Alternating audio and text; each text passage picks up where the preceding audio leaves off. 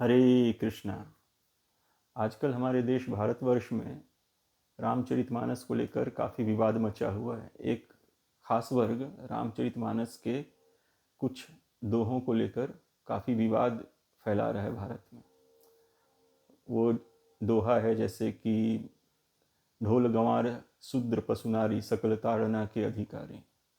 तो इसमें वो खास वर्ग ये बताने की कोशिश कर रहा है कि इस दोहे में रामचरितमानस में गोस्वामी तुलसीदास जी ने शूद्रों को और नारी के लिए अपमानजनक शब्द यूज़ किया है। वो उनका जो इंटरप्रिटेशन है कि शूद्र और नारी को इसमें हमेशा प्रताड़ित करने के लिए, दंडित करने के लिए इत्यादि इस ढंग से नेगेटिव सेंस में कहा गया है। वास्तव में वो आशय नहीं है। भारतीय संस्कृति से जुड़े शास्त्र वास्तव में साधु संघ से समझे जा सकते हैं।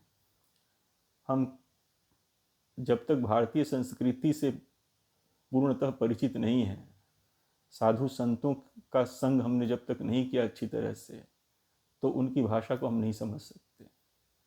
भारतीय शास्त्रों की भाषा, भारतीय ग्रंथों की भाषा जो है साधु संघों की भाषा है, साधुओं की भाषा है। तो शास्त्र की भाषा को हम साधु के भाषा से ही समझ सकते हैं, साधुओं के संग से ही समझ सकते हैं। दूसरा कोई तरीका नहीं है। हम हो सकता है किसी फील्ड में बहुत वेस्टर्न क्वालिफिकेशन बहुत ज़्यादा हो, हमारे पास पढ़े लिखे हों, पीएचडी हों, लेकिन इसका ये मतलब नहीं हुआ कि हम भारतीय शास्त्र में भी पारंगत हैं। भारतीय शास्त्र हाई वैल्यूज़ को लेकर डील करता है, मानवीय मूल्यों को लेकर डील करता है। तो उसको समझने के लिए भी हमको वैसे लोगों का संग चाहिए। साधु जन जो होते हैं बहुत ही उत्कृष्ट चेतना के लोग होते हैं। वो जो वास्तविक साधु होते हैं, मैं उनका बात करता हूँ, जो ढोंगी होते हैं उनका नहीं। जो वास्तविक साधु होते हैं वो बहुत ही उच्च चेतना के लोग होते हैं, और उनके भाषा को समझने के लिए, जो कि शास्त्र की भाषा और शास्त्र की भाषा साधुओं की भाषा है, वो समझने के लिए हमको उचित प्रमाणिक साधुओं का संग करना पड़ेगा। तब ही हम उनके उनका संग विनम्रता से करेंगे, समर्पण के साथ करेंगे, तभी उस शास्त्र की भाषा को समझ सकते हैं। क्योंकि शास्त्र, भारतीय संस्कृति के शास्त्रों को समझने का जो भीतरी चेतना चाहिए वो विनम्रता, समर्पण के साथ होना चाहिए। एट द सेम टाइम मन और बुद्धि भी जागृत होना चाहिए, तब हम समझ सकते हैं। वो कोई आजकल का जो भौतिक पढ़ाई होता है वैसा नहीं है वो चीज़, वो बिल्कुल अलग चीज़ है। उसका आचरण, उसमें आचरण हमारा मेरा कैसा है, मेरा इंटेंशन कैसा है, वो सब काउंट करता है। तो सही प्रवृत्ति से, सही इरादे से हम प्रामाणिक साधुओं का संग करेंगे तो भारतीय संस्कृति, भारतीय ग्रंथ शास्त्र जो हैं, जो कि सर्वोच्च सत्य को, पूर्ण सत्य को प्रकाशित करते हैं, जो हमारे इंद्रियों के अनुभव के परे है, तो उन बातों को हम समझ सकते हैं। ना कि किसी का भी संग कर लें, कुछ भी पढ़ाई कर लें, लेकिन हम वैदिक साहित्य पे कमेंट करने के लिए हम अधिकारी बन जाते हैं, ऐसा नहीं है। जैसे मान लीजिए किसी ने डॉक्टरी का पढ़ाई किया है, तो क्या इंजीनियरिंग के बारे में कुछ कह सकता है? नहीं कह सकता है। जिसे किसी ने इंजीनियरिंग का पढ़ाई किया है, तो क्या वो डॉक्टरी के बारे में कुछ कह सकता है? नहीं कह सकता है। उसका उसके बाद का वैल्यू नहीं होगा। उसी तरह जिसने शास्त्र में अध्ययन नहीं किया है, साधु संग करके जिसने अध्ययन नहीं किया, वो उसके भाषा को नहीं समझ पाएगा, उसके आशय को समझ नहीं पाएगा, पकड़ नहीं पाएगा। तो ऐसे लोगों द्वारा ही आज इन शास्त्रों के ऊपर टीका टिप्पणी किया जाता है। रामचरितमानस देखिए तो भगवान श्री राम के दिव्य नाम, गुण, रूप, लीला इत्यादि को प्रकाशित करता है बहुत ही सरल भाषा में, जो हम समझ सकें। आजकल के लोग संस्कृत नहीं जानते हैं, तो अवधी भाषा में लिखा हुआ है, जो कि हिंदी से काफ़ी मिलता जुलता है और जनमानस के काफ़ी करीब है। हम आप जानते होंगे और मैंने भी देखा है कि रामचरितमानस को हिंदी भाषी क्षेत्रों के अलावा कितने, जहाँ का मदर टंग हिंदी नहीं है, वहाँ भी इसको पढ़ा सुना जाता है, लोग पढ़ते हैं। तो जनमानस, भारतीय जनमानस का एक केंद्र है रामचरितमानस। आप इसको इस तरह से अपमानित नहीं कर सकते हैं, ये अपराध के कैटेगरी में आता है। आपको आपत्ति है, आपको कुछ समझ में नहीं आ रहा, तो जो उचित लोग हैं, जो प्रामाणिक लोग हैं, उस शास्त्र के जानकार हैं, उनसे पूछिए, समझिए उसका क्या मतलब है, क्या आशय है। ना कि आप खुद ही अपने मन से उसका इंटरप्रिटेशन निकाल कर दुष्प्रचार करना शुरू कर देंगे। तो कुछ खास वर्ग ऐसा डिमांड कर रहा है कि इसको, रामचरितमानस को बैन कर देना चाहिए, और हद हो गया जबकि अभी 1-2 दिन पहले की बात है कि रामचरितमानस के कुछ पन्नों को जलाया गया सार्वजनिक रूप से और उसको टीवी पर दिखाया गया, न्यूज़ चैनल्स के ऊपर। ये बहुत दुख और पीड़ा का विषय है एक्चुअली। मेरे अंदर जो आध्यात्मिक जुड़ाव, जो इग्निशन हुआ, जो चिंगारी मेरे अंदर जो भी पड़ा, वो वास्तव में रामचरितमानस का उसमें एक बहुत बड़ा योगदान है। मेरी दादी, मेरी पूजनीय दादी, जब हम काफ़ी छोटे थे, बच्चे थे, उस समय देखते थे हम दादी को कि रामचरितमानस पढ़ा करती थी डेली नियमित रूप से, और उनके समीप कुछ लोग बैठ के सुना करते थे। उनमें से मैं भी एक बच्चा हुआ करता था। तो वहीं से ये जो भी आध्यात्मिक जिज्ञासा वगैरह है, वहाँ से मेरे अंदर जानने का इच्छा, क्योंकि आप इन शास्त्रों को सुनते हैं तो आपके अंदर जिज्ञासा भी प्रकट होता है। तो जानने का एक चिंगारी टाइप से वहाँ से प्रज्वलित हुआ, जो कि धीरे धीरे जब जैसे भक्तों का संग मिला, थोड़ा थोड़ा वो बढ़ता गया। तो मेरे लिए भी रामचरितमानस का काफ़ी महत्व है व्यक्तिगत रूप से, और इसका इस तरह से अपमानित शब्द कहे जाना इसके बारे में, और इसके पन्नों को जलाए जाना, ये बहुत पीड़ा का विषय है। ये कोई भी हृदय वाला व्यक्ति ऐसा नहीं कर सकता कभी। और भारतीय संस्कृति और भारतीय शास्त्र, भारतीय साधु कभी किसी का अहित सोच ही नहीं सकते हैं। तो जिस राम राज्य की कल्पना की जाती है भारत में, जिस राम राज्य की आज भी दुहाई दी जाती है, उन्हीं परम तत्व श्री राम के गुणगान और उनको गौरवान्वित करने वाले ग्रंथ, उनके विशुद्ध भक्त द्वारा रचे गए ग्रंथ को इस ढंग से आज अपमानित किया जा रहा है, जो कि घोर चिंता का विषय है। तो ये एक प्रोपोगेंडा के तहत होता है, स्वार्थ निहित ये दुष्प्रचार है, वास्तव में इसका दूसरा कोई कारण नहीं है। तो देखिए, रामचरितमानस का ही एक दोहा है कि हे तु रहित जग जुग उपकारी, तुम तुम्हारे सेवक असुरारी। हे भगवान, आप जिनको असुर लोग अपना शत्रु समझते हैं, इस जगत के सिर्फ दो ही निस्वार्थ हित करने वाले हैं, एक स्वयं आप और दूसरे आपके भक्त। तो यही आप और आपके भक्त ही इस जगत का निस्वार्थ रूप से स्वार्थ करने वाले हैं, हित करने वाले हैं।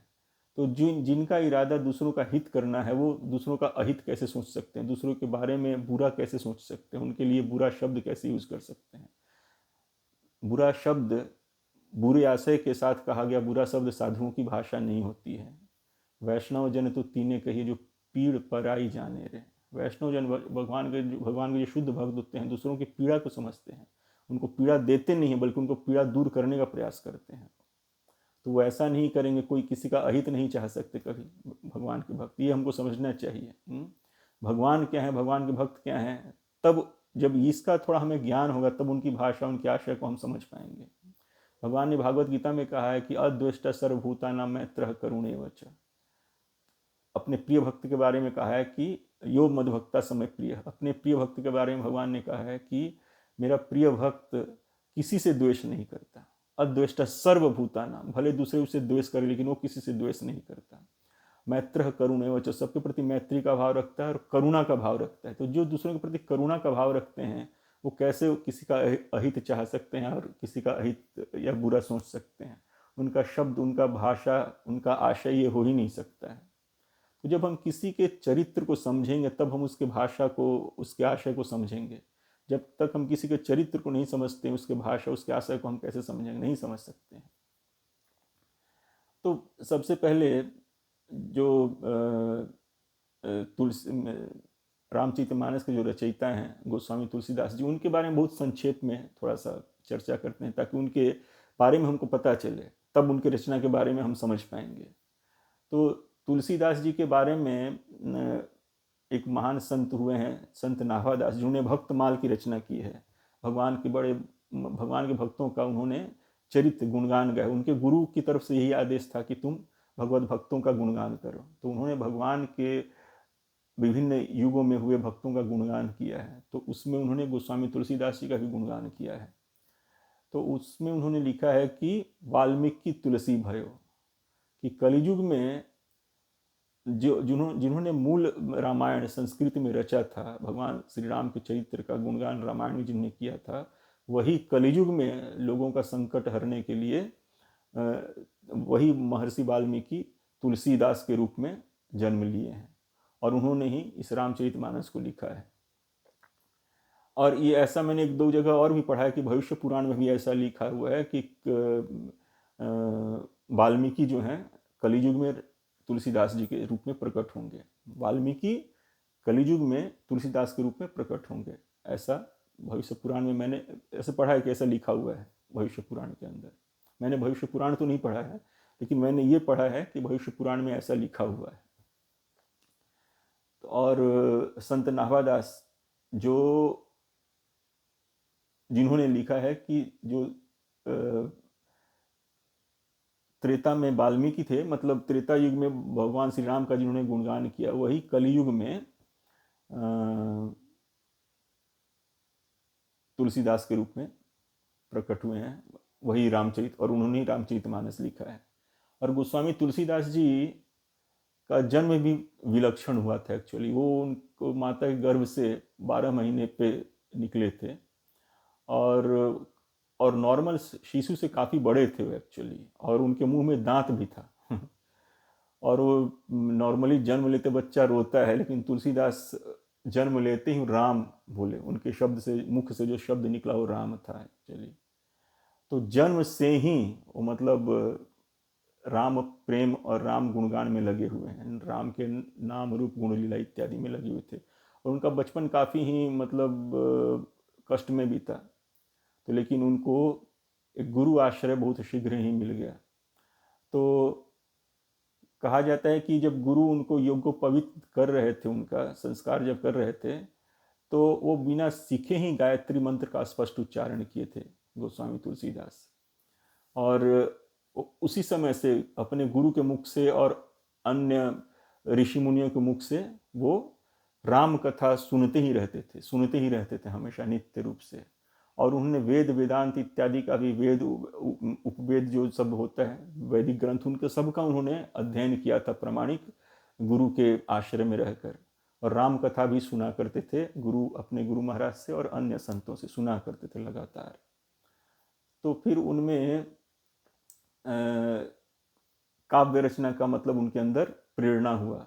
तो पहले संस्कृत में लिखा करते थे वो। तो एक दिन स्वप्न में शिव जी और पार्वती जी आकर, शिव जी ने उनसे कहा कि तुम अपनी भाषा में लिखो, अवधी भाषा में लिखने के लिए बेसिकली उन्होंने कहा। और फिर स्वप्न के बाद प्रत्यक्ष रूप से भी दर्शन देकर उनको कहा कि तुम अयोध्यापुरी जाकर वहाँ पे लोकल भाषा में रामचरितमानस को लिखो, जो उन्होंने अवधी भाषा में लिखा, जो कि हिंदी से काफ़ी मिलती जुलती है। और जब 2-2.5 साल में जब रामचरितमानस का रचना पूरा कर लिया उन्होंने, तो फिर उन्होंने वापस इसे शिव जी को सुनाया। श्री राम का गुण गाथा वाला जो ग्रंथ श्री रामचरितमानस जो उन्होंने लिखा, उसको फिर उन्होंने शिव जी को सुनाया। तो शिव जी ने बाकायदा उस पर सत्यम शिवम सुंदरम लिख कर उसके ऊपर सिग्नेचर किया अपना, ऐसा लिखा हुआ है। और उन तुलसीदास जी को हनुमान जी का भी प्रत्यक्ष दर्शन हुआ करता था, और हनुमान जी उनको फिर श्री रामचंद्र से ही मिला। तो श्री रामचंद्र राम लक्ष्मण का भी उन्होंने प्रत्यक्ष 2 बार दर्शन किया गोस्वामी तुलसीदास ने। शिव पार्वती का दर्शन तो होता ही रहता था, और राम लक्ष्मण का भी दर्शन होता था, हनुमान जी का भी दर्शन होता था।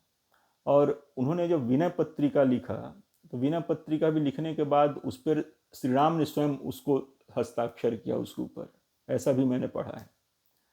और इनका पूरा जीवन जो संत का जीवन था, बिल्कुल साधु संत का जैसा जीवन होता वैसा। भगवान जो भगवान में तल्लीन रहते हैं, जिनका मन परम तत्व श्री राम में लगा हुआ है, उनका चितना कैसा हो सकता है आप समझ सकते हैं। वो किसी का अहित नहीं सोच सकते, ना हित करते हैं, वो दूसरों का हित ही करते हैं, अहित नहीं करते हैं, ये उनका चेतना है। तो इस बात को हमको स्मरण रखना चाहिए। उनका पूरा का पूरा पूरा जीवन जन्म से लेके मृत्यु तक, देह छोड़ने तक राम के ही स्मरण में बीता है, राम की ही सेवा में, राम के स्मरण में, प्रगाढ़ भक्ति में उनका जीवन बीता है। तो ऐसा व्यक्ति, ऐसे लोग जितेंद्रिय होते हैं, काम क्रोध अहंकार लोभ मात्सर्य इन सब से ऊपर उठे हुए रहते हैं, क्योंकि जब तक आप इससे ऊपर उठेंगे नहीं, भगवान का भक्ति कर नहीं पाएंगे, भगवत चेतना से आप युक्त नहीं हो पाएंगे। तो ये सब समझना चाहिए। और तुलसीदास जी का ऐसा जीवन था, तो ऐसा भक्त किसी का अहित कर नहीं सकता है। और भारतीय जो संस्कृति रहा है शुरू से ही क्या रहा है, simple living high thinking. High thinking मतलब भारतीय संस्कृति विचार का धनी रहा है, विचार ज्ञान विचार का धनी रहा है शुरू से ही। और परम विज्ञान भारतीय संस्कृति का धरोहर है, एक तरह से हमारा क्या कहते हैं, हेरिटेज है। वैदिक ज्ञान और भारतीय संस्कृति में जो भी ग्रंथ हैं वो पूर्ण ज्ञान को प्रकाशित करते हैं, तो जितने भी प्रमाणिक ग्रंथ हैं। तो गोस्वामी तुलसीदास भारतीय संतों में, भारतीय साधु संतों में, भगवत भक्तों में उनका काफ़ी ऊंचा स्थान है, एक्चुअली बहुत ऊंचा स्थान है। राम भक्त के रूप में सुप्रसिद्ध हैं वो। और उनकी रचना रामचरितमानस, तो आप समझिए कि भले लोग मूल संस्कृत का जो रामायण हो वो नहीं पढ़ते हों, इवन भागवत गीता भी बहुत कम लोग पढ़ते हैं, लेकिन रामचरितमानस आप देखिएगा घर घर में रहता है। सुंदरकांड का पाठ करते हैं लोग, पूरा रामचरितमानस नहीं भी पढ़े तो सुंदरकांड का पाठ बहुत लोग करते हैं, बहुत प्रचलित है ये। तो उनकी रचना भगवान की कृपा से ही, मतलब उन्होंने कोई अपने मन से रामचरितमानस का रचना नहीं किया, शिव जी के आदेश से उन्होंने रामचरितमानस का रचना किया है। और श्री राम का उनको डायरेक्ट आशीर्वाद प्राप्त है। एक बार जो गोस्वामी तुलसीदास जी से जो कुछ लोग ईर्ष्या करते थे, उन्होंने कुछ लोगों को भेज दिया कि जाओ उनके इस द्वारा रचित रामचरितमानस को चुरा कर लेकर आओ। तो गोस्वामी तुलसीदास जी उस समय सोए हुए थे, तो जो चोर गए तो उन्होंने देखा कि राम लक्ष्मण खड़े हैं वहाँ पे रक्षा के लिए, तो फिर भाग गए। और उसके बाद उन्हें चोरी करना छोड़ दिया, वो भी सज्जन बन गए, भगवत भक्त बन गए वो लोग। तो जिस ग्रंथ को शिव जी ने प्रमाणित किया हो, सत्यम शिवम सुंदरम लिखकर अपना सिग्नेचर करके, और राम लक्ष्मण ने जिस ग्रंथ का रक्षा किया हो स्वयं, तो आप समझ सकते हैं कि वो ग्रंथ कैसे किसी का अहित सोच सकता है। हेतु रहित जग जुग उपकारी, तुम तुम्हारे सेवक असुरारी। ये जग के हित के लिए है, अहित के लिए नहीं है इसमें, तो ये समझना चाहिए हमको। और हमारा प्रॉब्लम है कि हमारा जो आजकल के जो सो कॉल्ड शिक्षित जो लोग, बहुत लोग जो अपने आप को बुद्धिजीवी समझते हैं, उनका जो सोच विचार है जो पाश्चात्य देशों के द्वारा हाईजैक कर लिया गया है, पाश्चात्य शिक्षा के द्वारा। जब से ही हमारे यहाँ जो अंग्रेज जो आए, तो अंग्रेजों का उद्देश्य यही था कि अपने ज्ञान, अपने संस्कृति, अपने खान पान, अपने रहन सहन को श्रेष्ठ दिखाना। और अपने ज्ञान, अपने खान पान, अपनी संस्कृति को श्रेष्ठ दिखाते थे, और एट द सेम टाइम हमारे संस्कृति का अवहेलना करते थे, हमारे पहनावे का अवहेलना करते थे, हमारे ज्ञान का, हमारे सोच विचार का, खान पान, हर चीज़ का वो अवहेलना, तिरस्कार करते थे हम। और इस तरह से वो इनका स्ट्रेटजी के तहत उसमें बहुत सक्सेसफुल भी हो गए वो, कि हमको ये एहसास करवा दिए कि तुम्हारा जितना भी ग्रंथ है, शास्त्र है, ज्ञान है, वो दकियानुसी है। जो हमारा ज्ञान है, हमारा शास्त्र है, जो हमारे संस्कृति है, वो सुपेरियर है, श्रेष्ठ है तुमसे। तो उनको इस बात का एहसास था कि इनका जो वैदिक ग्रंथ, इनका जो भारतीय संस्कृति का जो ग्रंथ और जो सब है, वो उसमें उसके ज्ञान के तुलना में उनके यहाँ का ज्ञान कुछ है नहीं एक्चुअली, उनके यहाँ का विचार उस लेवल का है नहीं। तो अब जब आप देखते हैं कोई श्रेष्ठ ज्ञान आपको प्राप्त होता है, तो आप उसका दो इफेक्ट हो सकता है। या आप तो उस श्रेष्ठ ज्ञान से प्रभावित होकर आप उसके शरणागत हो जाते हैं, या दूसरा आप उससे ईर्ष्या द्वेष करने लगते हैं और उसको नीचा दिखाने का कोशिश करते हैं। तो अंग्रेजों ने यही किया, पाश्चात्य देशों ने यही किया, और वही हमको हमारे लोगों के चेतना में डालकर चले गए कि तुम्हारी संस्कृति, तुम्हारा ज्ञान, तुम्हारा रहने का तरीका, ये सब गलत है, हीन है और आउटडेटेड हो चुका है, अब जो तुमको करना है, तुम हमारे ज्ञान को, हमारी संस्कृति को, हमारे रहन सहन के तरीके को तुम अपनाओ, और अपने आप को श्रेष्ठ दिखाने के लिए वो ऐसा करने में सफल भी होगा। हम लोग बेवकूफ़ की तरह, हमारे पास परम दिव्याति दिव्य ज्ञान है, शास्त्र होते हुए भी हम उनके द्वारा मतलब बेवकूफ़ बना दिए गए। लेकिन आज के डेट में देखिए, आज के डेट में बहुत पाश्चात्य के लोग हैं जो भारतीय संस्कृति की तरफ उनका अट्रैक्शन होता है और भारतीय संस्कृति को अपना रहे हैं। भारत में आके, चाहे अपने देश में ही रहते हुए, भारतीय संस्कृति, भारतीय ग्रंथों को अपना रहे हैं। जैसे श्रील प्रभुपाद जी की कृपा से आज देखिए विश्वव्यापी तौर पे कितने लोग हरे कृष्णा मूवमेंट से जुड़े हुए हैं, हरे कृष्णा महामंत्र का जप करते हैं और प्रसन्नता पूर्वक करते हैं। और हम पैंट शर्ट पहनते हैं लेकिन वो धोती कुर्ता पहनते हैं, ऐसा है। तो जो मतलब सही ढंग से समझते हैं वो तो इसको समर्पित हो जाते हैं, और जिनको ईर्ष्या द्वेष हो जाता है वो इसका निंदा तिरस्कार करने में लग जाते हैं।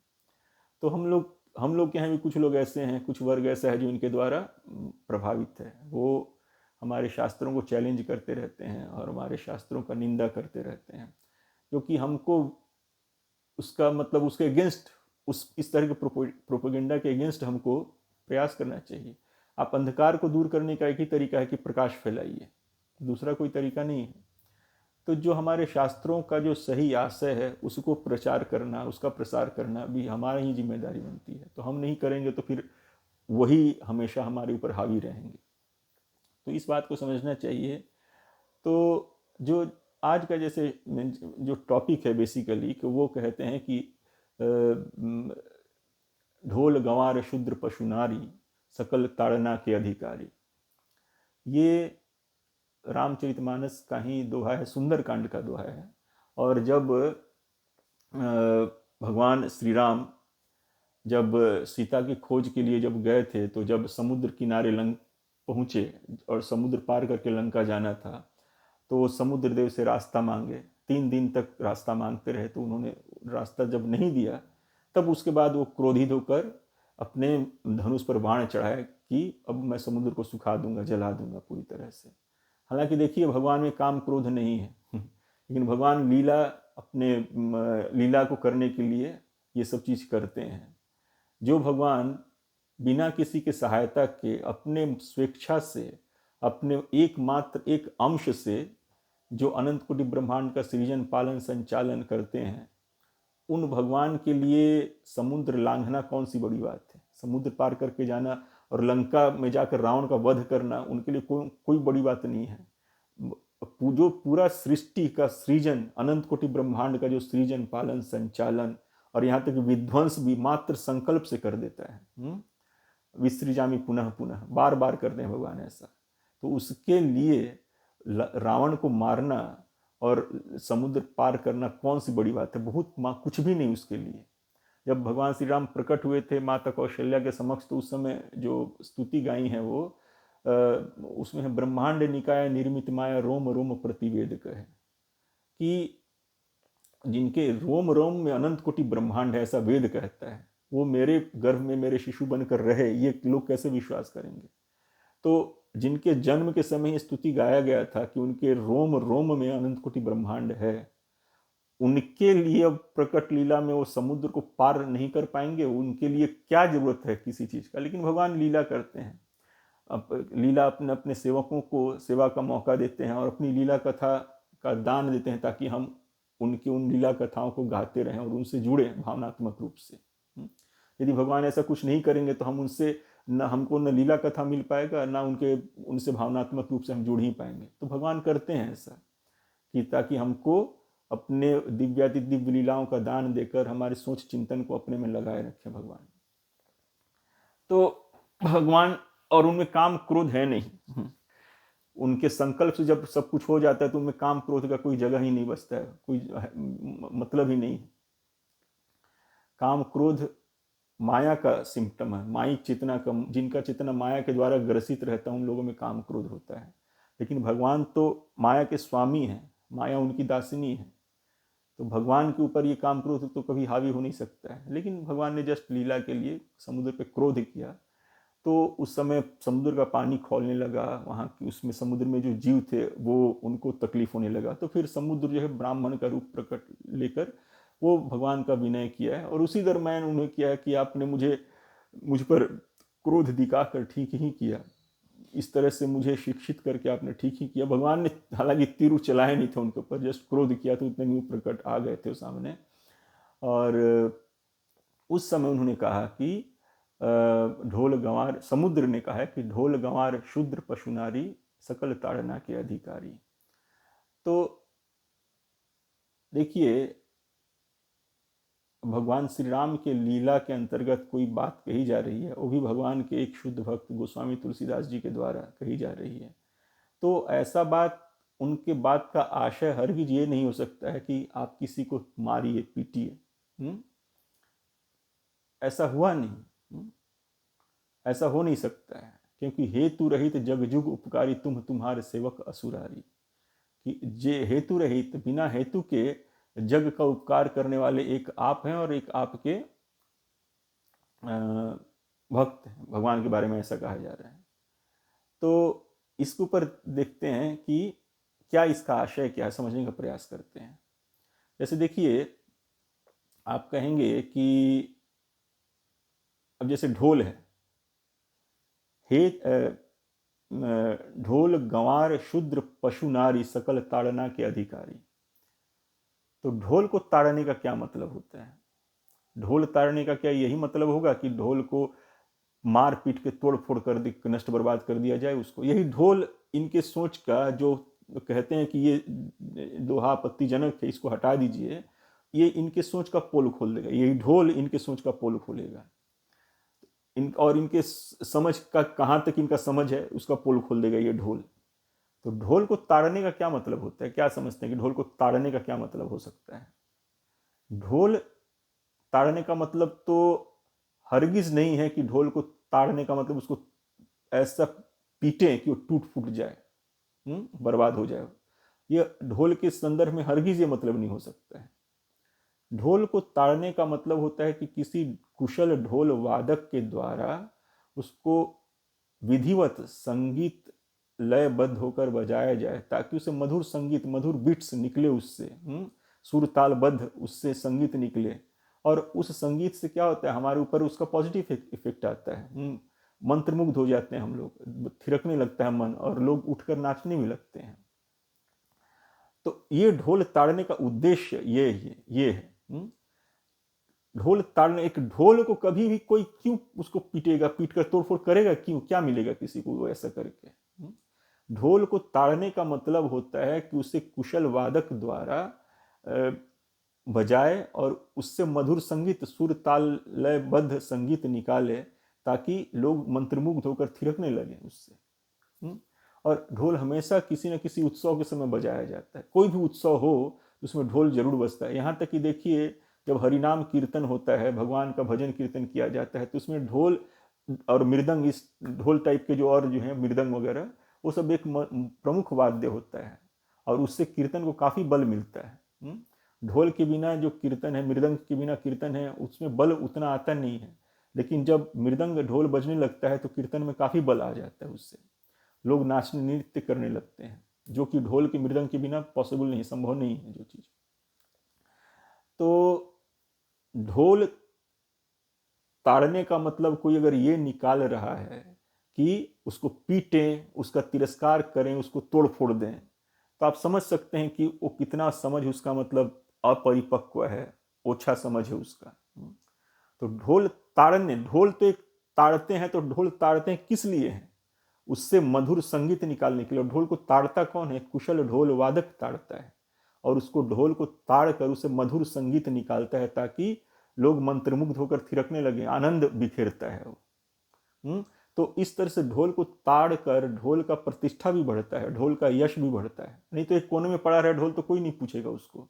लेकिन जब ढोल को एक कुशल वादक जब उसको ताड़ता है, उसको बजाता है, तो लोग मंत्रमुग्ध हो जाते हैं, उससे ढोल का यश बढ़ जाता है। और मृदंग हमारे कीर्तन में, तो मृदंग को कहा जाता है कि बलराम जी के स्वरूप है वो, मतलब उसका काफ़ी ऊंचा स्थान है मृदंग का। तो अब जिनको नहीं समझ है इस बात का जिनको ज्ञान नहीं है, वो क्या कहेंगे? ताड़ना का मतलब कि उसको पीटना। अब ढोल को पीट पाट कर, तोड़ फाड़ कर उसको खत्म कर दो, यही उसका मतलब हुआ, यही उनको मतलब ये लुच्चे लफंगों की भाषा है एक्चुअली। आप साधुओं के संग में रहेंगे तो आपको एक भाषा होती है, उनका आशय एक होता है, और असाधुओं के संगति में रहेंगे तो उनके भाषा मर्यादित नहीं रहती है, उनके भाषा का आशय सही नहीं रहता है, उनके भाषा का जो आशय होता है नेगेटिव ही होता है। उनके भाषा में ताड़ने का मतलब होता है पीटना पाटना या किसी को कुदृष्टि डालना, अहित करना, उनके उनके डिक्शनरी में यही है। लेकिन वास्तव में आप साधु संग करेंगे तो ताड़ने का मतलब होता है शिक्षा देना, सुर ताल लयबद्ध बजाना ढोल को, किसी को शिक्षित करना, और यहाँ तक कि ताड़ने का मतलब उद्धार कर देना, उद्धार करके भगवत धाम पहुंचा देना किसी का। तो ये साधु समाज में ये आशय भी होता है ताड़ने का, लेकिन वो लोग निगेटिव आशय लेते हैं क्योंकि उसमें शिक्षित नहीं है, खुद शिक्षित नहीं है, खुद उनका बुद्धि इस बात को पकड़ नहीं रहा है और चले हैं दूसरों का निंदा करने के लिए। तो अब यही ढोल ताड़ना ही उनके समझ का पोल खोल दे रहा है कि, और ठीक जैसे ढोल के साथ ताड़ने का पॉजिटिव मीनिंग है, वैसे ही हर एक के साथ ढोल गंवार शूद्र पशु नारी सबके साथ इसका पॉजिटिव मीनिंग है और हितकारी मीनिंग है। अहितकारी मीनिंग किसी के साथ नहीं है। लेकिन ये लोग जो प्रोपेगेंडा फैलाते हैं अपने मकसद के लिए, वो नेगेटिव बात फैलाते हैं। लेकिन जब साधु समाज के संग में रहेंगे तो आप इसका सही मतलब समझ पाएंगे।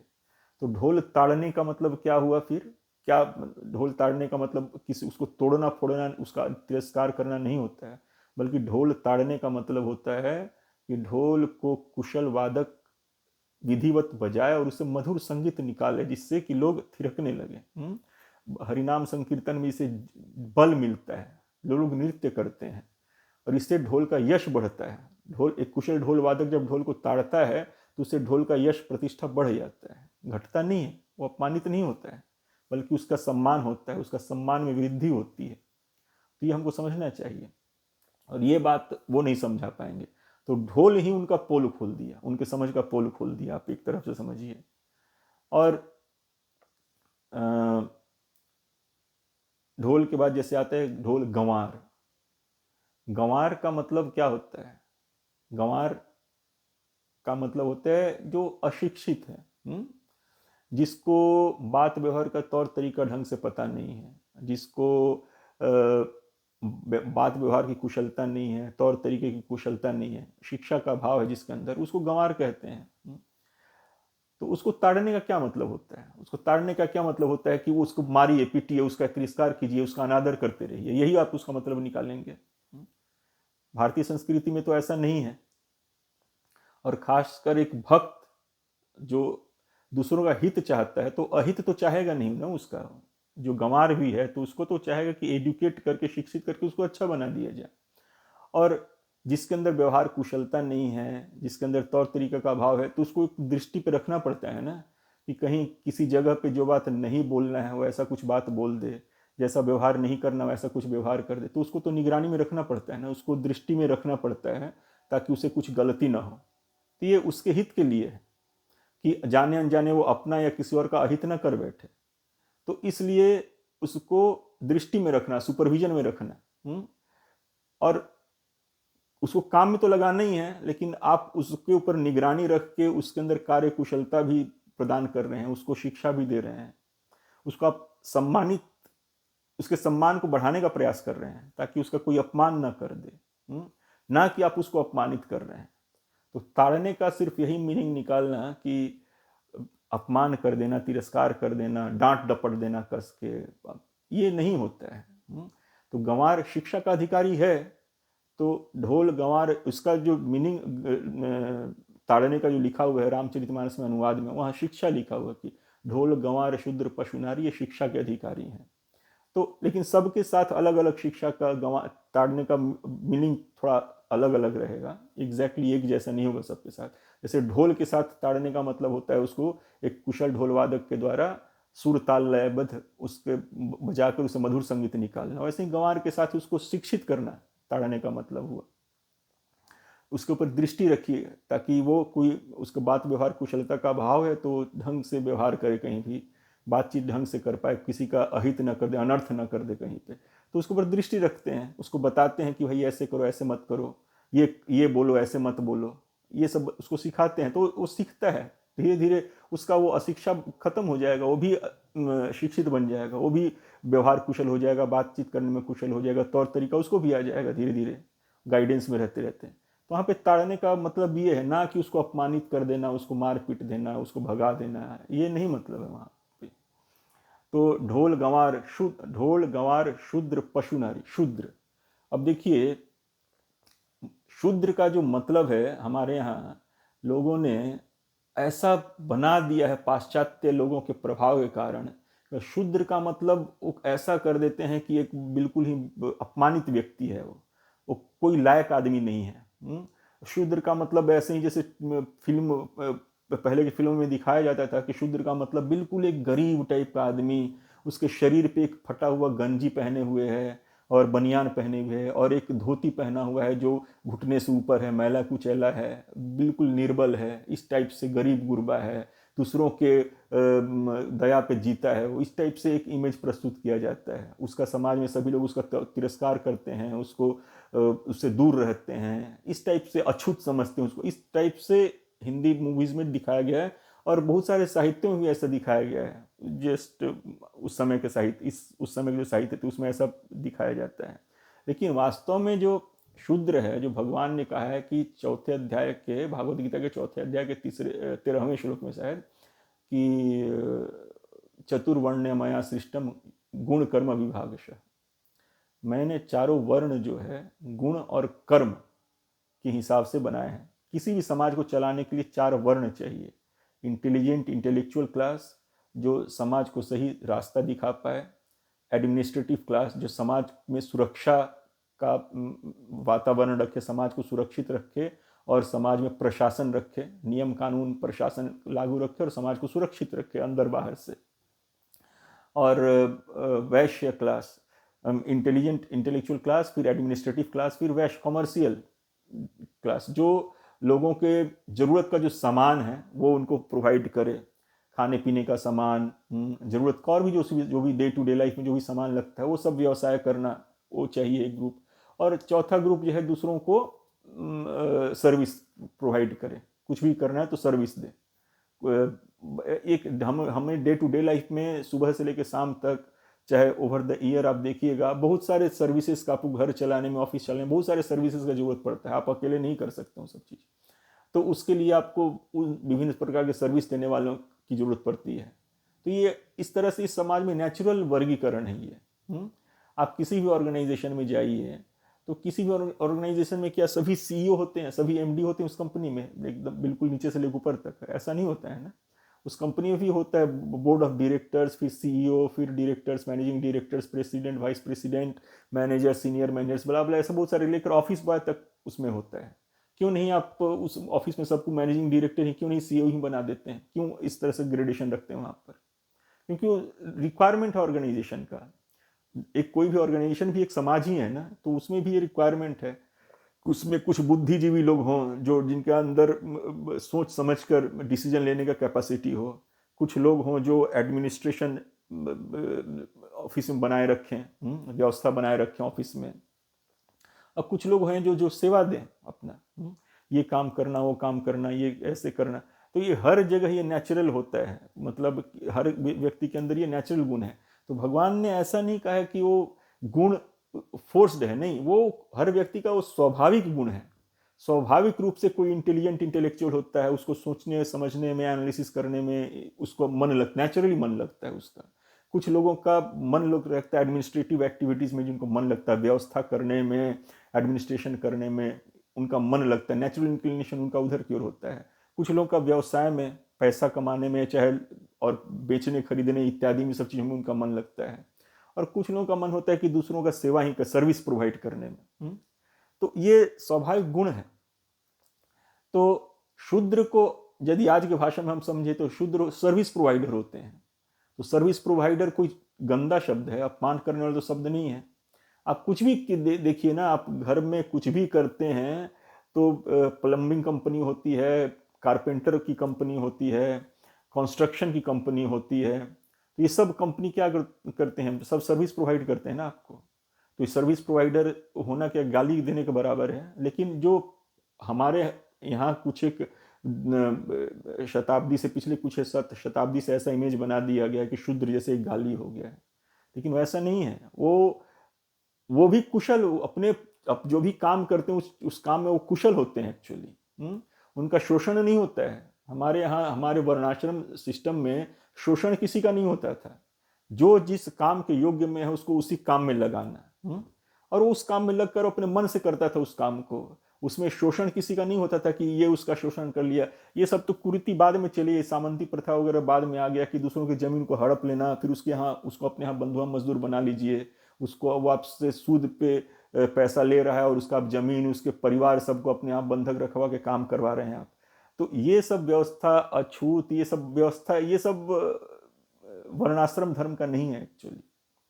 देखिए भगवान ने क्या कहा है, आपको हम पढ़ के सुनाते हैं कि जैसे 4थे अध्याय का जो श्लोक है वो वही पहले पढ़ के सुना दें। 9वें भागवत गीता के 4थे अध्याय का 13वां श्लोक है।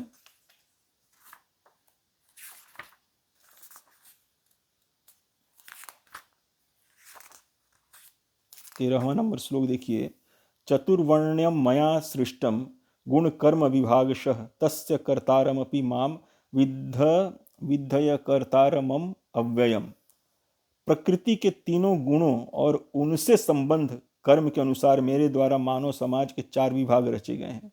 यद्यपि मैं इस व्यवस्था का सृष्टा हूं, किंतु तुम यह जान लो कि मैं इतने पर भी अव्यय अकर्ता हूं।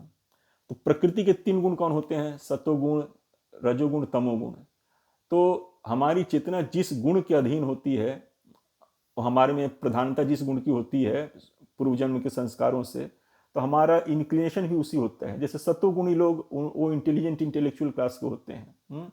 रजोगुणी लोग जो होते हैं वो एडमिनिस्ट्रेटिव कैपेबिलिटीज के होते हैं, मैनेज करना, अरेंज करना, व्यवस्था करना, रक्षा करना, ये सब चीज उनके अंदर नेचुरल गुण होता है उनके अंदर।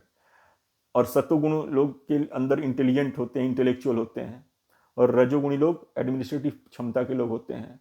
और तीसरे कैटेगरी होता है जिनमें रजोगुण और तमोगुण का मिश्रण रहता है, तो व्यवसायी क्लास होता है। और जो चौथा कैटेगरी जिनमें तमोगुण का प्रधानता होती है, स्वाभाविक तौर पे उनके तमोगुण के कोई उसके अंदर धकेला नहीं है, उसको स्वपूर्व जन्म के संस्कार से जो स्वभावगत उसमें जो गुण है वो तमोगुणी चेतना के लोग होते हैं। तो वो उनका वेद वेदांत तक पहुंच होता है, उनके चेतना का वेद वेदांत तक पहुंच हो सकता है, नहीं हो, लेकिन वो अपन जो भी कार्य करते हैं उस कार्य में कुशल होते हैं वो, और वही सेवा समाज को प्रोवाइड करते हैं। सबको चाहिए सेवा, तो वो सेवा देते हैं। तो शूद्र होना कोई हमारे वर्णाश्रम धर्म में गाली नहीं था। अब देखिए 18वें अध्याय में भगवान कहते हैं किसका क्या गुण है वो बताते हैं। 18 भागवत गीता के 18वें अध्याय के 42वें नंबर श्लोक से। देखिए मैं सिर्फ संस्कृत नहीं पढ़ रहा हूँ, उसका हिंदी अनुवाद पढ़ते हैं। 18वें अध्याय का 42वां नंबर श्लोक है। शांति प्रियता, आत्म संयम, तपस्या, पवित्रता, सहिष्णुता, सत्यनिष्ठा, ज्ञान विज्ञान तथा धार्मिकता, ये सारे स्वाभाविक गुण हैं जिनके द्वारा ब्राह्मण कर्म करता है। तो ब्राह्मण का गुण कर्म क्या हुआ? शांति प्रियता, आत्म संयम, तपस्या, पवित्रता, सहिष्णुता, सत्यनिष्ठा, ज्ञान विज्ञान तथा धार्मिकता। और इसी गुणों के आधार पर समाज का मार्गदर्शन करता है। और देखिए क्षत्रिय के बारे में क्या कहा गया है कि वीरता, शक्ति, संकल्प, दक्षता, युद्ध में धैर्य, उदारता तथा नेतृत्व, ये क्षत्रियों के स्वाभाविक गुण हैं। तो क्षत्रियों का स्वाभाविक गुण कर्म इस तरह से है, ये उनके अंदर स्वाभाविक है। ऐसा नहीं कि किसी के अंदर इंजेक्ट किया जाए, उनका स्वाभाविक इंक्लिनेशन जो है इधर, रुझान इधर की ओर रहता है। तो वीरता, शक्ति, संकल्प, दक्षता, युद्ध में धैर्य, उदारता तथा नेतृत्व, ये क्षत्रियों के स्वाभाविक गुण हैं।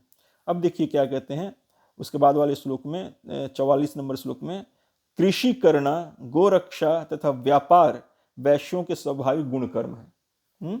कृषि करना जिससे हम सबको भोजन मिलता है, कृषि करना, गोरक्षा गाय से दूध मिलता है, तथा व्यापार, विभिन्न सामग्री, डे टू डे रोजमर्रा की चीजों का व्यापार करना वैश्यों के स्वाभाविक कर्म है। और शूद्रों का कर्म श्रम तथा अन्यों की सेवा करना है। तो शूद्रों का गुण होता है शारीरिक श्रम कर सकते हैं, वो तो करते हैं, और दूसरों के लिए सर्विस प्रोवाइडर, बहुत सारे सेवा की जरूरत पड़ती है डे टू डे लाइफ में, तो सारे शूद्र करते हैं वो सब सेवा। तो ये नेचुरल गुण के आधार पे है, मतलब हमारे अंदर जो योग्यता है उसी योग्यता के आधार पे वो काम मैं करता हूँ। ऐसा नहीं कोई भगवान ने जन्म का नाम कहीं नहीं लिया है। उन्होंने कहा है गुण कर्म विभाग सह, गुण के हिसाब से। अगर मेरा जन्म अगर ब्राह्मण माता पिता से हुआ हो, लेकिन यदि मेरे अंदर ये ब्राह्मणों का गुण नहीं है, ब्राह्मणों का कर्म नहीं है, तो मैं ब्राह्मण नहीं कहलाऊंगा। मेरे माता पिता हो सकता है क्षत्रिय हों, लेकिन मेरे अंदर ये क्षत्रियों का गुण नहीं है, वीरता शौर्य इत्यादि नहीं, तो मैं क्षत्रिय नहीं हो सकता मैं फिर। तो जो गुण है उसके हिसाब से उस व्यक्ति का वर्ण होता था, ना कि जन्म के आधार पर, ना कोई मजबूरी के आधार पर नहीं होता था। जो जिस अपने स्वाभाविक गुण से जिस काम में फिट होता था उसको उस काम में फिट किया जाता था। और उस काम को उससे अच्छा दूसरा कोई नहीं कर सकता है। एक शूद्र का काम ब्राह्मण नहीं कर सकता है। ब्राह्मण को कहिए सर्विस प्रोवाइड करने के लिए, वो ब्राह्मण नहीं कर पाए, उसके अंदर वो कुशलता नहीं है, वो कुशलता शूद्र के अंदर है, वो कर पाएगा। क्षत्रिय भी वो नहीं कर पाएगा उस काम को, उस काम को वो शूद्र नहीं कर पाएगा। और जो काम क्षत्रिय कर सकता है वो काम शूद्र नहीं कर सकता है, उसके अंदर शौर्य वीरता है नहीं, तो उसको आप क्षत्रिय बना देंगे, तो क्षत्रिय का रिस्पॉन्सिबिलिटी दे दीजिएगा, तो क्या होगा, असफल होगा, समाज का रक्षा करने में असफल हो जाएगा वो। उसके अंदर ब्राह्मण का गुण नहीं है, तो शास्त्र का सही मीनिंग अर्थ नहीं समझ पाएगा, दूसरों को सही ढंग से समझा नहीं पाएगा, तो वो कार्य जो समाज का कार्य था वो हो नहीं पाएगा वो चीज। तो गुण और जिस किसी के स्वाभाविक गुण के हिसाब से उसको उसी कार्य में लगाना, यही वर्णाश्रम है। आप जैसे ऑफिस में भी देखिए, ऑफिस में आप जब किसी का इंटरव्यू लेते हैं, किसी पोस्ट का वैकेंसी निकलता है, आपको इंटरव्यू लेना रहता है, तो आप उस पोस्ट के रिक्वायरमेंट के हिसाब से ही सिलेक्ट करते हैं ना, कि उसके अंदर वो गुण है कि नहीं, वो क्वालिफिकेशन है कि नहीं, वो एक्सपीरियंस है कि नहीं। जब वो उस पोजीशन के लायक उस व्यक्ति में गुण होता है, एक्सपीरियंस होता है, क्वालिफिकेशन होता है, तब आप उसको सिलेक्ट करते हैं, ना कि उसके अंदर वो गुण नहीं भी तभी उसको उस पोस्ट के लिए सिलेक्ट कर लीजिएगा। अब जैसे ऑफिस बॉय के पोजीशन के लिए किसी के अंदर सीईओ की योग्यता है, तो उसको तो आप ऑफिस बॉय नहीं बना सकते हैं, और किसी के अंदर सीईओ बनने की योग्यता नहीं है तो उसको आप सीईओ भी नहीं बना सकते हैं। तो क्यों, जो इसके अंदर जो गुण है उसके हिसाब से उसको यूज करना होता है। तो शूद्र ताड़ना के अधिकारी, तो शूद्र को ताड़ने का क्या मतलब, किसी से आपको कोई सेवा लेना है तो, लेकिन उसमें भगवान एक और बात बोले यहाँ पे देखिए कि उसके बाद कहने कि अपने अपने कर्म के गुणों का पालन करते हुए प्रत्येक व्यक्ति सिद्ध हो सकता है। अब तो ऐसा नहीं कि जो कोई शूद्र है सिद्ध हो सकता है, मतलब परम गति परम धाम भगवत धाम को प्राप्त कर सकता है।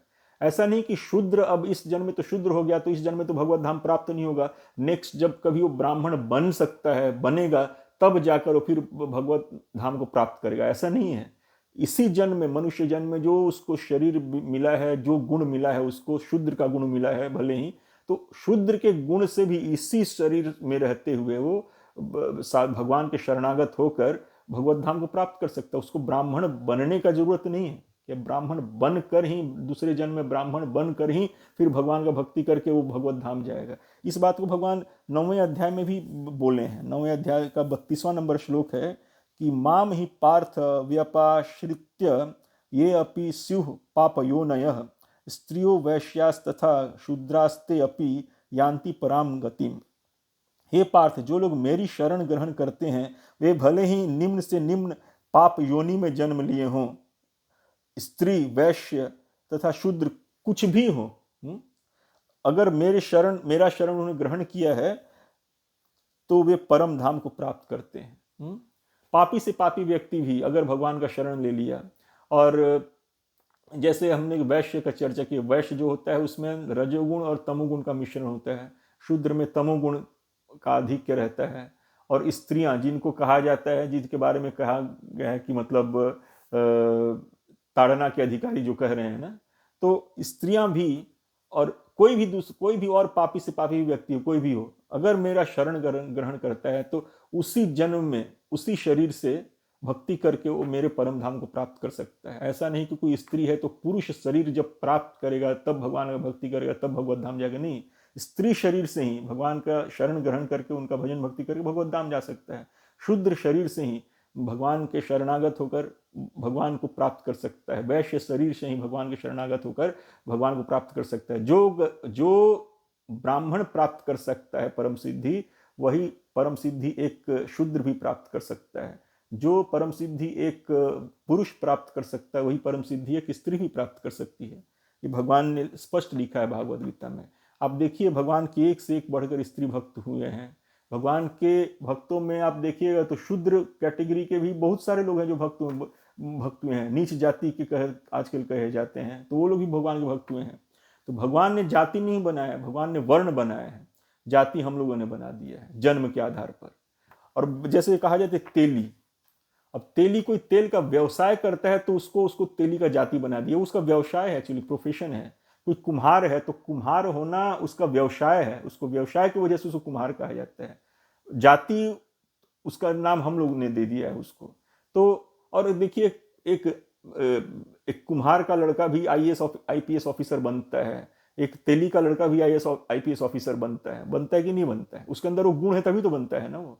तो उसके पिताजी क्या व्यवसाय करते हैं उससे उस बच्चे का कोई संबंध नहीं है। उसके पिताजी तेल का बिजनेस करते थे तो उनको लोग तेली कह दिया, तेल का काम करते थे। उसके पिताजी बढ़ई का काम करते तो लोग उसको बढ़ई कह दिए। अब वो भी बेचारा उसके ऊपर बढ़ई का ठप्पा लगा दिए जन्म के हिसाब से, पिता माता का ये जाति था तो उस जाति का ठप्पा। लेकिन उसके अंदर गुण है IAS IPS बनने का, उसके अंदर गुण है लेक्चरर प्रोफेसर बन जाने का, तो लेक्चरर प्रोफेसर बन जाएगा। वो अपने माता के बढ़ई होने से कोई उसका फर्क नहीं पड़ता उसके ऊपर। उसके अंदर जिस गुण की प्रधानता है, अगर इंटेलिजेंट लड़का है तो बनेगा वो, आप उसको बढ़ई थोड़ी बना सकते हैं। तो लेकिन वो जन्म के हिसाब से ये समाज ने उसको ठप्पा, भगवान का बनाया हुआ नहीं है। भगवान को दोष मत दीजिए आप लोग इसमें। भगवान ने वर्ण बनाया है, जाति नहीं बनाया है भगवान। और वो भी वर्ण कैसे बनाया है? गुण और कर्म के हिसाब से बनाया है, जन्म के हिसाब से नहीं बनाया है। तो जैसे लेकिन आजकल लोग दलित, अब लोग कहते हैं श्री राम जैसे हैं, तो श्री राम हैं तो श्री राम केवट निषाद राज के यहाँ जब गए थे तो वो मित्रता किया था उन्होंने, उनके साथ मित्र भाव से गए थे, मित्रता किया था। और जब भरत जी जब उनके यहाँ गए उनके मिलने के लिए, और जब उनको पता चला कि निषाद राज को मेरे भाई श्री राम ने गले लगाया है, और जब निषाद राज उन भरत जी को प्रणाम करने के लिए, वशिष्ठ मुनि को प्रणाम करने के लिए, तो बोले कि अरे तुम प्रणाम मत करो, तुम मेरे गले लगो। तो क्योंकि श्री राम ने तुम्हें गले लगाया तो तुम हमें प्रणाम करने के योग्य नहीं हो, तुम्हारे गले लगने के योग्य हो एक्चुअली। तो उस समय निषाद राज ने कहा कि आपन किन्ह राम जब हीते भयहु भुवन भूषण तब हीते, कि जब से श्री राम ने मुझे अपना बनाया है, हालांकि सभी श्री राम के अनादिकाल से अनंत काल तक सभी हैं, लेकिन प्रकट लीला में श्री राम ने जब उन्हें अपना बनाया तो कह रहे हैं कि जब से श्री राम ने मुझे अपना बनाया है तब से मैं भुवन का भूषण गहना बन गया हूँ, सभी मुझे सम्मान दे रहे हैं। तो भगवान ने तो निषाद राज को भी बनाया। और जब भगवान जब अयोध्या छोड़कर जब जा रहे थे, कहाँ जा रहे थे, हाँ वनवास जा रहे थे, तो उनके साथ सारे के सारे अयोध्यावासी जा रहे थे। ऐसा नहीं कि कोई जो शूद्र थे वैश्य थे वो नहीं जा रहे थे, सभी जा रहे थे। भगवान श्री राम शूद्र वैश्य ब्राह्मण क्षत्रिय सबको प्रिय थे श्री राम, तो सब उनके साथ जा रहे थे और सब उनके लिए रो रहे थे। और जब भगवान वापस जब लौट कर आए अयोध्या तो सभी ने दीप जलाया था। तो भगवान श्री राम को सभी प्रिय हैं और सभी को भगवान श्री राम प्रिय हैं।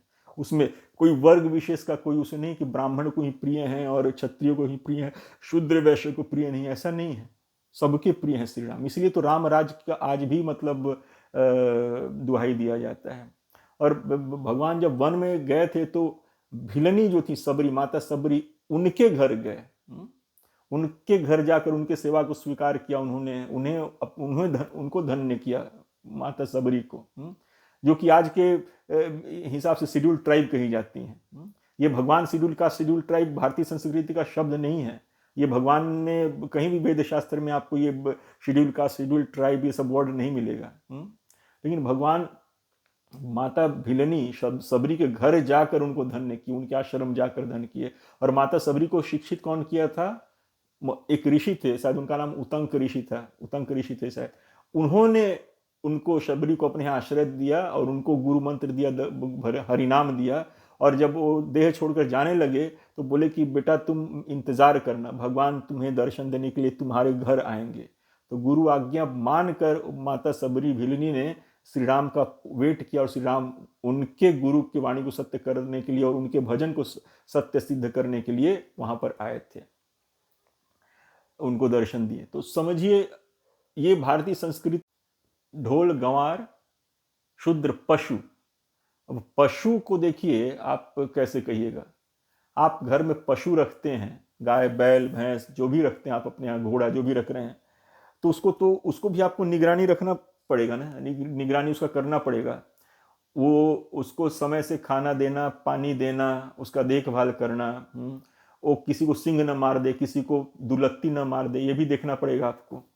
किसी का अहित न कर दे, क्योंकि उसके अंदर उतना बुद्धि नहीं है कि वो खुद अपना खाना लेकर खा ले, क्योंकि आप उसको अपने घर यहाँ रखे हैं, उसको पेट है आपका पेट एनिमल है, वो आपका पालतू पशु है। तो आपको उसके हर बात का ध्यान रखना पड़ेगा, उसको अपने निरीक्षण में रखना पड़ेगा कि वो उसको समय पे जो चाहिए उसको भोजन मिल रहा है, पानी मिल रहा है, चराने के लिए ले जा रहे हैं उसको, समय पे उसको दुहा जा रहा है कि नहीं दुहा जा रहा है, उसको स्वस्थ है कि नहीं, कोई दुख कष्ट तो नहीं है। ये सब आपको, क्योंकि वो बोल नहीं पाएगा, वो आपको देखना पड़ेगा। वो उसके पास उतना हमारे ऐसा ज्ञान नहीं को बोलकर अपने डिमांड को बताए।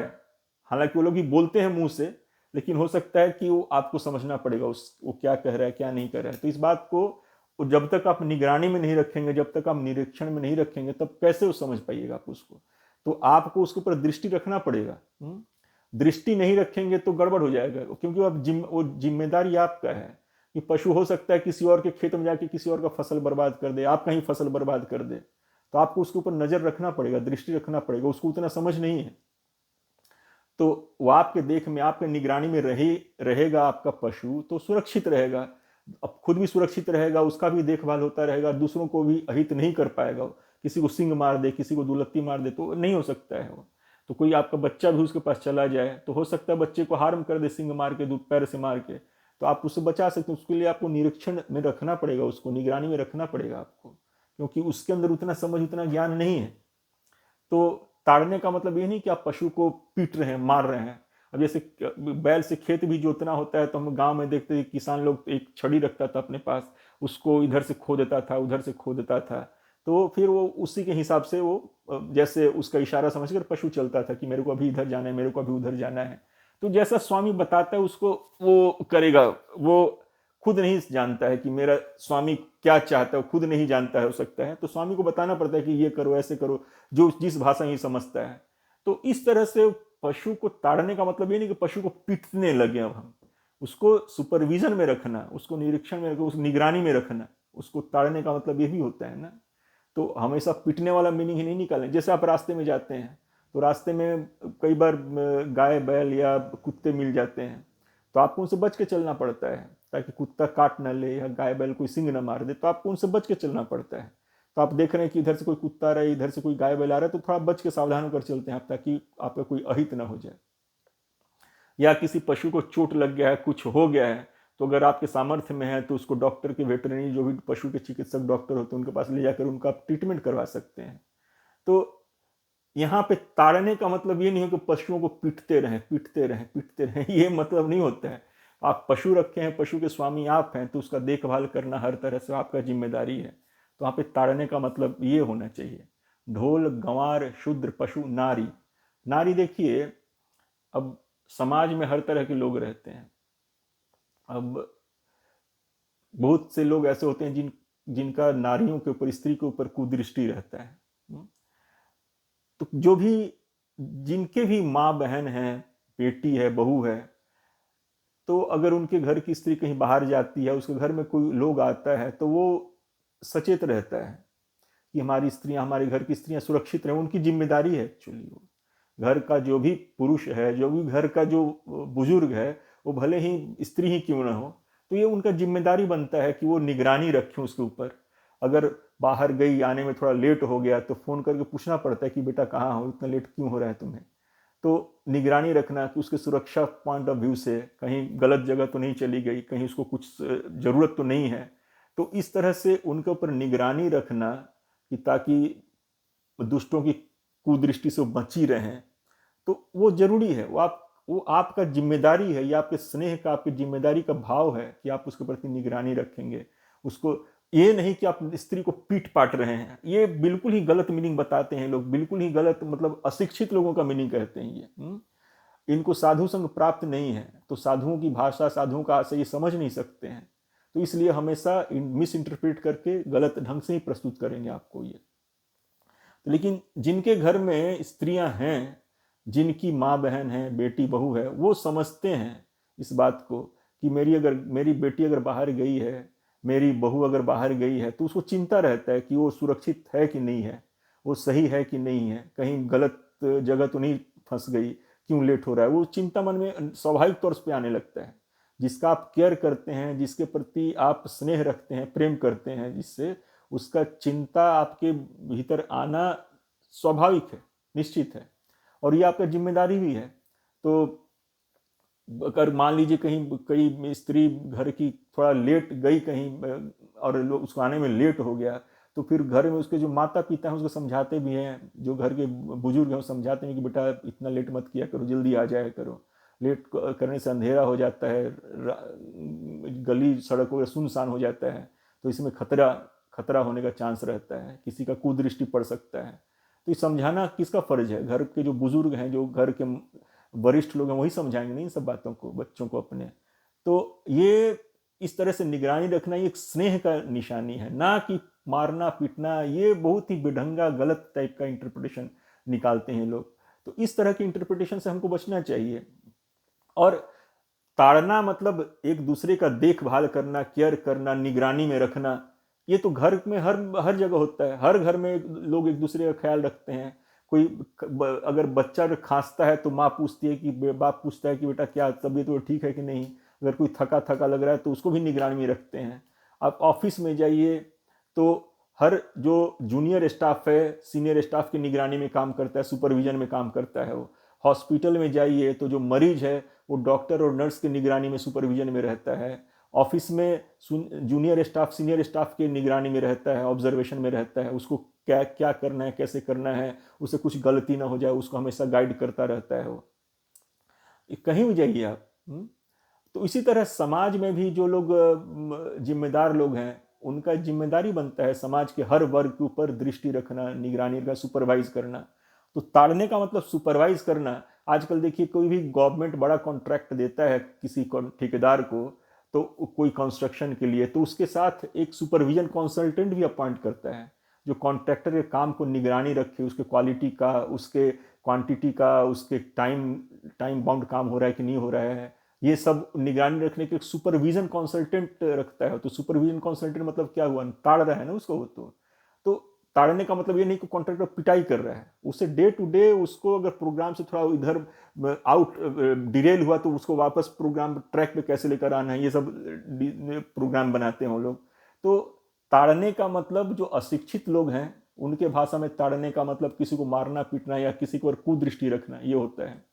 लेकिन जो शिक्षित लोगों के भाषा में, साधुओं की भाषा में ताड़ने का मतलब सुपरविजन में रखना, केयर में रखना, किसी को निगरानी में रखना कि उसका कुछ अहित ना हो, और उसको शिक्षित करना, और यहाँ तक कि उसी को भगवत भक्ति देकर उसको ताड़ने, उसको भगवत धाम भेजने का काम भी करना, ये सब साधुओं की भाषा है। तो इस तरह की भाषा हम जब साधु संग करेंगे तभी समझेंगे, नहीं करेंगे तो कहाँ समझेंगे, नहीं समझ पाएंगे। तो तुलसीदास, गोस्वामी तुलसीदास ने रामचरितमानस का रचना करते समय प्रथम में जो उन्होंने स्तुति वंदना इत्यादि किया है, तो उसमें उन्होंने खल वंदना भी किया है एक जगह।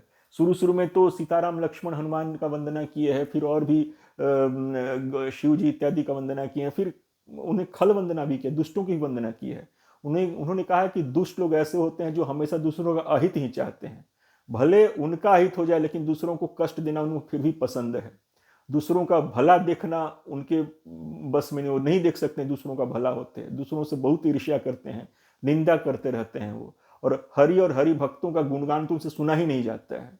तो हमेशा उनको किसी भी न किसी तरह कष्ट देने का, उनको अपमानित करने का, तिरस्कृत करने का वो तरीका ढूंढते ही रहते हैं। तो उन्होंने उनका भी स्तुति किया, वंदना किया है कि, और फिर वंदना करने के बाद उन्होंने भी कहा है कि लेकिन ऐसे लोग तो बाज नहीं आते, वो लोग फिर भी मेरा निंदा करेंगे। तो वही आज हो रहा है। तुलसीदास ने, तुलसी रामचरितमानस के प्रथम में देखिएगा तो वहाँ पे खल वंदना करके भी एक है, तुलसीदास ने 5-6 चौपाई खलों के लिए, दुष्टों के लिए भी लिखा है वहाँ पर, और उनसे विनय किया है कि भाई अगर आपको मुझे मेरे इस ग्रंथ से दिक्कत है तो आप मत पढ़िए, दूर रहिए इससे।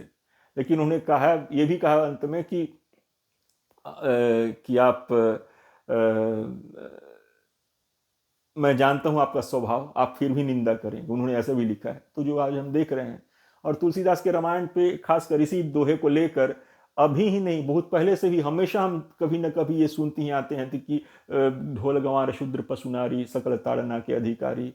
ये तुलसीदास ने बहुत गलत लिख दिया है। ताड़ना के अधिकारी मतलब स्त्री का, शूद्रों का अपमान किया उन्होंने। जो ये गलत आशय है, ये ऐसा सोचना गलत आशय है। साधुओं की भाषा शास्त्र की भाषा है, और शास्त्र की भाषा साधुओं की भाषा है, और ये साधु संग से ही हम समझ पाएंगे। तो इसके साथ मैं यहीं विराम देता हूँ, और यही कहूँगा कि शास्त्र की भाषा हमको साधुओं से समझने, हमारे शास्त्र बहुत ही मजबूत हैं, बहुत ही मतलब क्या कहें आपको कि परम कल्याणकारी हैं, पूर्ण सत्य का उद्घाटन करते हैं और परम कल्याणकारी हैं। लेकिन बशर्ते कि हम इसको साधुओं के संग में सुने। साधुओं के संग में नहीं सुनेंगे तो उसका सही आशय हमको नहीं प्राप्त होगा। तो इसी के साथ कंक्लूजन, इसको शेयर कीजिए, लाइक कीजिए, और मेरे यूट्यूब चैनल मैं अर्पितो मनोबुद्धि को सब्सक्राइब कीजिए। हरे कृष्ण। सादर दंडोत प्रणाम आप सभी को।